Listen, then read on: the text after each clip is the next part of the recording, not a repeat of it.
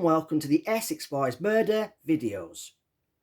These videos are based on key individuals and the murder victims' movements on the day of the 6th of December 1995. A quick mention to my Facebook page called The Real Essex Boys Murder Group.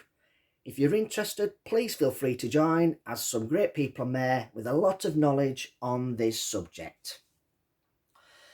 So, if you've been following the 5:03 p.m. phone call to Pat Tates mobile videos from part 60 onwards, you will be aware that I have gone through the sequence of events to see if it was possible Mickey Bowman and Billy Archer could have carried out the triple murders after Mick and the others had left Rettendon that night. I covered phone log evidence and witness statements. Now I've covered the sequence of events, I am now going through Mickey Bowman's arrest and police interviews. So, Mickey Bowman was arrested in a joint operation with Scotland Yard on firearms offences on the 15th of February 1996 and taken to Chelmsford Police Station. Now he talks about knowing he was going to get tugged as he's been in the Range Rover a few weeks prior to the murders.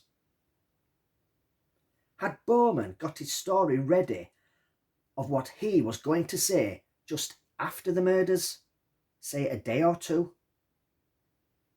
I mean, is he saying this as he knows they'll be knocking on his door days after the murders, or maybe a week after, because they'll know he has firearms offences, he knew the deceased, and his fingerprints are in the Range Rover?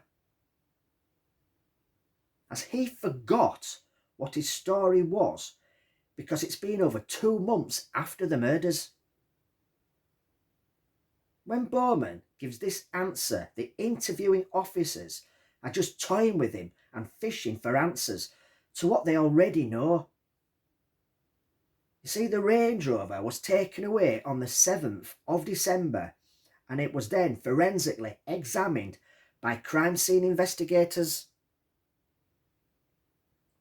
Say a week tops, they would have tested the vehicle inside and out for any fingerprints.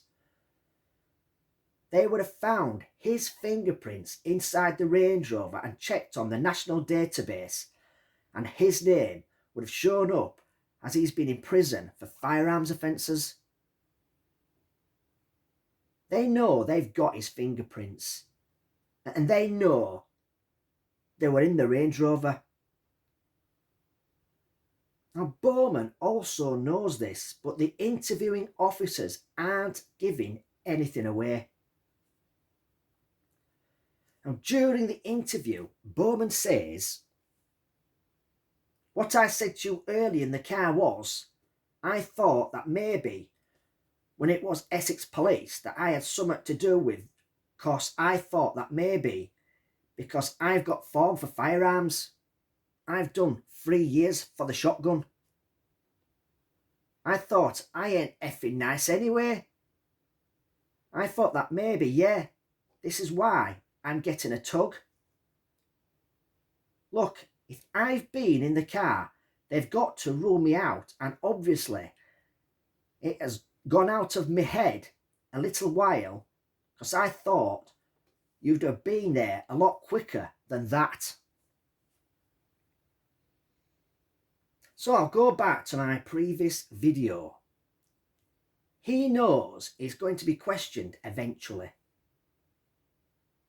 Did he go in the Range Rover a few weeks prior to their deaths, or on the evening of the murders, and realised after the executions he did not put gloves on when he climbed into the Range Rover? Is this why he's eager to tell them about him being in the Range Rover? The interviewing officer knows his fingerprints have been found in the Range Rover and are just getting Bowman to talk. After he gives the answer I've just been through, their next question was, "You've been in the Range Rover?" They know he has.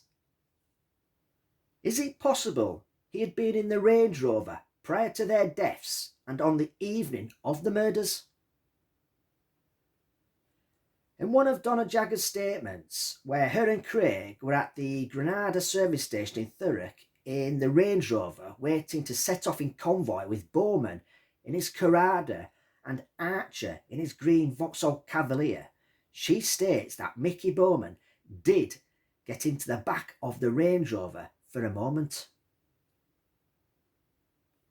Is Mickey Bowman using the fact that he'd been in the Range Rover a few weeks before their death to cover up the fact that he was also in the Range Rover on the night of the murders?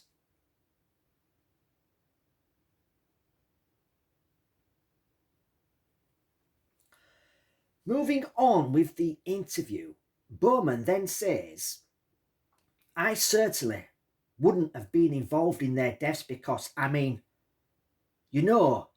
wasn't against them." Was he though? He and Archer got stitched up by Pat Tates and Tony Tucker at the Happy Eater restaurant the year before. They were there to sell Tucker a gun and neither of them turned up. They waited for over an hour, then they smelled a rat and started the car. The next thing, armed response officers surrounded the car. They were then detained whilst they searched the vehicle and a firearm was found. They were then arrested and charged with possession of a firearm and breaking the terms of their licences and sent on remand. They knew the only people who knew about that meet that afternoon was Pat Tates and Tony Tucker. They knew it had to be them. Whilst on remand at Chelmsford Prison, they found out Pat Tates was on a different wing and confronted him about the day at the Happy Eater restaurant. Now, Tate said he had nothing to do with him and it was Tucker that tipped off the police as he thought Bowman was trying to take over part of his drugs business.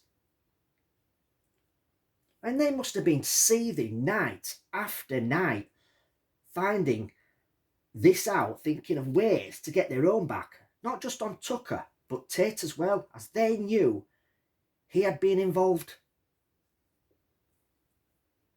Could they have decided to restore peace with Tate whilst on the inside, then stick close to them on the outside, along with Tucker, and when an opportunity arose, they would somehow get involved in a deal, wait for the perfect time and exact revenge on them for being set up?